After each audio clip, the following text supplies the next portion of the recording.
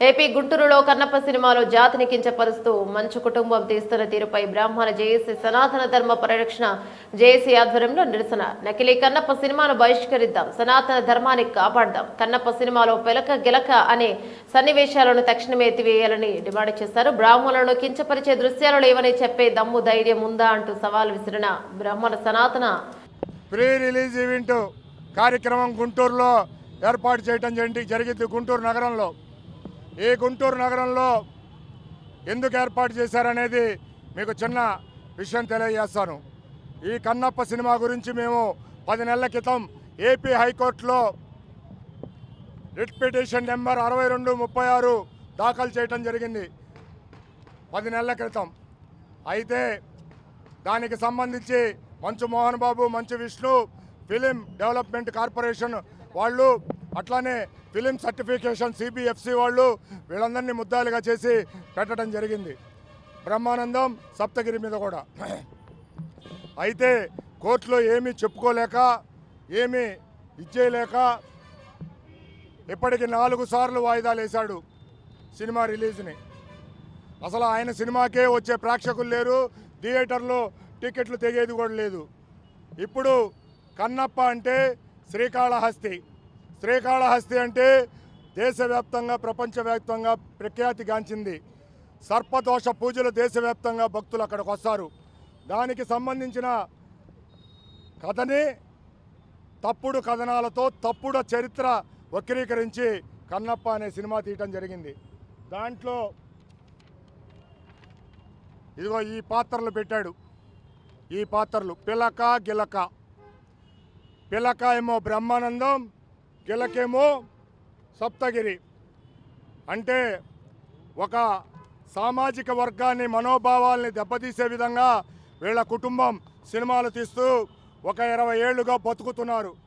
వాళ్ళకి కడుపులో తిండి, ఒంటి మీద బట్ట, తిరిగే కారులో ఆయిలు, కార్లు అన్నీ బ్రాహ్మణ కులాన్ని కించపరిచి అవహేళన చేసిన సినిమాల ద్వారా సంపాదించుకున్న డబ్బులే. వాటితో బతుకుతున్నారు వాళ్ళ జీవనం. వాళ్ళు ఇప్పుడు మళ్ళా మా మీద బతకాలని చెప్పి వస్తే మేము దాని మీద ప్రొటెస్ట్ చేసాం, కోర్టులో ఫైట్ చేస్తున్నాం.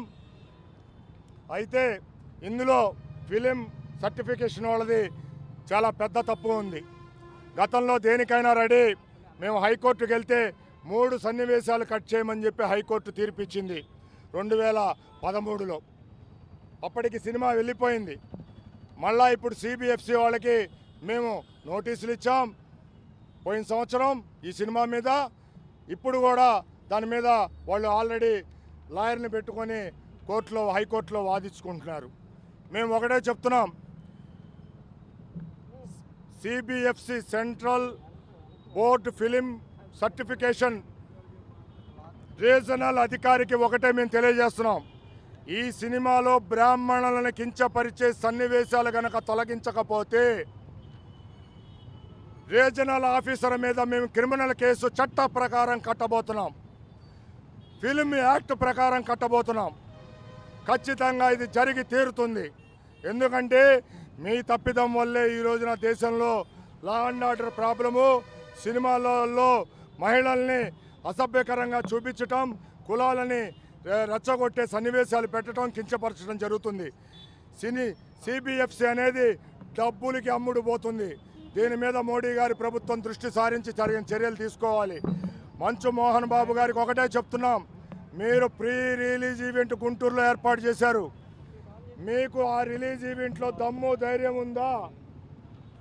ఏ పిలక గిలక పాత్రలు నా సినిమాలో లేవు, బ్రాహ్మణులు కించపరచలేదు అని రిలీజ్ ఈవెంట్ ఫంక్షన్లో మీరు చెప్పగలిగే దమ్ము ధైర్యం ఉందా మోహన్ బాబు గారు, మంచు విష్ణు అని సనాతన ధార్మికవాదులుగా మేమందరం ప్రశ్నిస్తున్నాం.